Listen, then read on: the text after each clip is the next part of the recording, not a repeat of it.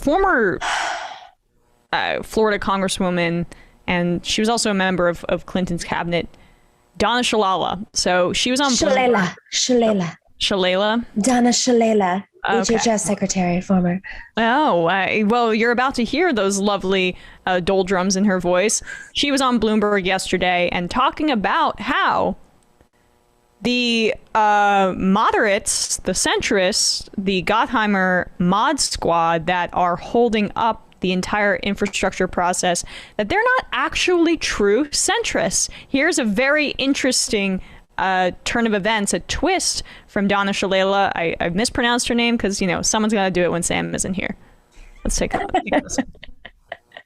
All of this she wants to have done by October 1st. She has 9 members that disagree with that. They do not represent the centrist caucus. The new Dems, who are almost 100 members, and the progressives are another 100 members, 99% of them are with the speaker. So this is a tactical discussion. They want the vote on infrastructure first. They're holding out for that.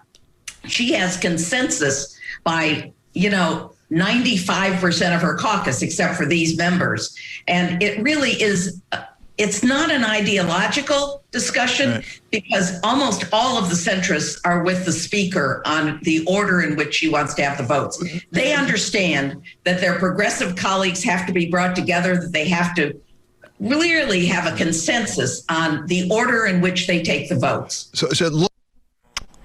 So that's a really interesting voice to be in support of Pelosi's position here, and goes to show that this posture by the mod squad, by these 9 right-wing Democrats who are basically doing this because they want to reimpose a tax break for wealthy blue staters, which we covered a little bit earlier with Josh Gottheimer, that they're actually out of step with how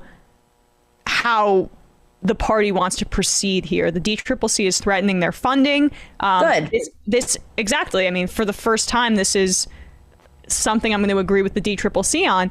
And the issue too is just this track was agreed upon for months. They are trying to blow it up with this posture at the 11th hour, hoping that Pelosi will cave and give their donors exactly what they want. And even if they're not successful, they can go back to their donors and say, okay, this is what we did. We tried our best to get this self-deduction, etc.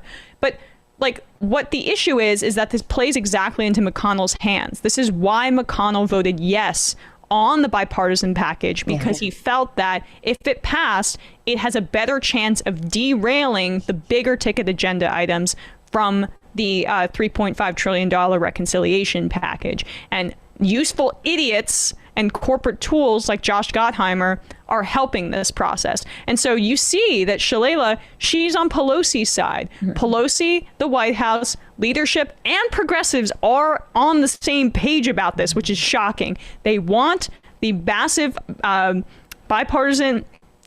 massive reconciliation package to pass, plus the bipartisan bill, and they need to be together. And the people that are really standing in the way of this are those 9 centrist center-right Democrats. And so, even you have someone like Shalala calling them out. That's pretty interesting stuff there.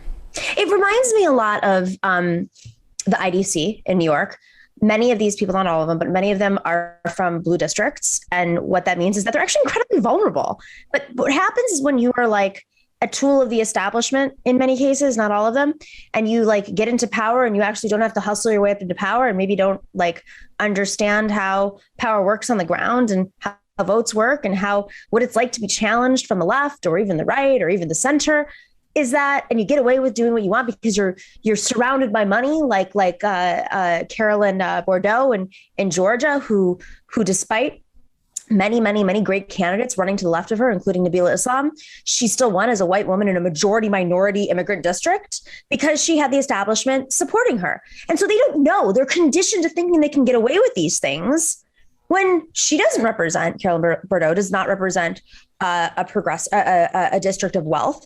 Also, she might get redistricted. A lot of these people, like some of this has to do with like it's a redistricting year and how are they going to hedge their bets. Some of it has to do with they're just so delusional about like how they might actually be reprimanded for something. And if not from the establishment, if not from the DCCC, if not from Nancy Pelosi, if not from the president, maybe the voters, because the infrastructure is so popular. I mean, that's why I look at someone like Donna Shalala. She's conditioned by the 90s. There was a time 15 years ago when the infrastructure bill was not something that was controversial on either side of the aisle. It was not something that you sat there and had debates about ad nauseum. It was a new Dems ticket item, as she said, because everybody wants to have a road and a bridge. And I mean, we all live in New York, right?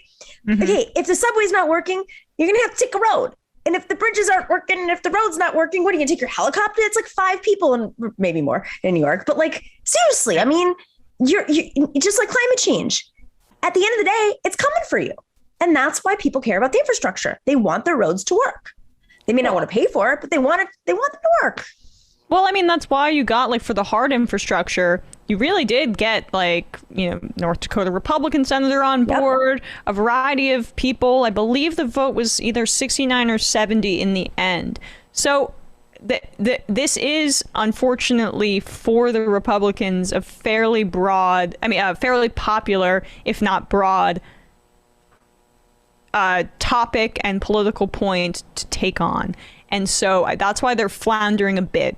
But to bring it back to the Mod Squad, Gottheimer, Suozzi, and co., they are playing into exactly what the Republicans want. They want dysfunction on this end. And, in the Senate, we have Sinema saying $3.5 trillion, too much. I've decided to vote for the budget resolution to advance it. So in theory, I am completely in favor of that $3.5 trillion framework, at least in terms of my vote. But now that it's passed the budget process, I'm going to arbitrarily cut it down just because the number I've decided is too big. And I'm going to make it about, me being the decider and cutting things down. But what's happening in the House is a bit more insidious. And also, in terms of playing into Republican hands, gifting this concept that Republicans are Democrats are holding up their own agenda for a tax benefit for rich coastal elites. And you know what? It's true. And so that's not helpful in terms of making a clear distinction between the two parties. And the issue for Democrats is that unfortunately that distinction in terms of their donor base, it's not as much there as it was. The party isn't as funded by labor unions as it used to be, and they're relying more on suburbanite wealthy donors. We saw that in the Biden election in 2020. This is not going to be a long-term strategy that benefits them. And we're previewing that kind of politics and who that caters to with this Mod Squad Gang of Nine. And I worry about the long-term ramifications of having that emphasis.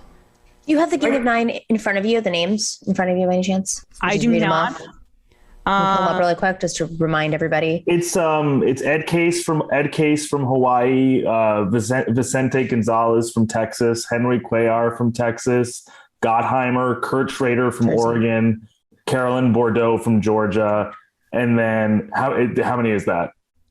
I don't know. I'm focusing a bit more on Suozzi and Gottheimer. So it's 8. Suozzi and Gottheimer. Jersey and New York. Yeah, they're pushing the SALT deduction as on principle, but like someone like Cuellar is just there to like be a dick and just be like a Republican in Democrats' clothing. They have different reasons for being obstructionists in this area. Yeah. Like this is just but the two moneyed interest reasons that are clearly identifiable and driven by the guy who's most at the forefront of this, who wants a clear concession on this, is Gottheimer, paired with Suozzi, who represents that part of Long Island. So the part of Long Island that both Gottheimer and Suozzi are in districts that are purple and wealthy suburbs of the city. And this is a clear attempt to gift the people that funded their election. And frankly, Suozzi might be in trouble in terms of redistricting. I mean, we don't know what that district's going to look like. Right. So he's doing all he can. I mean, there were rumors 3 months ago that he was going to run for governor, and he still might. because he's insane and he wants to be relevant. Folks, there's more of what you've just saw where that came from. That's if you hit the subscribe and like button. Thank you. Really, thank you.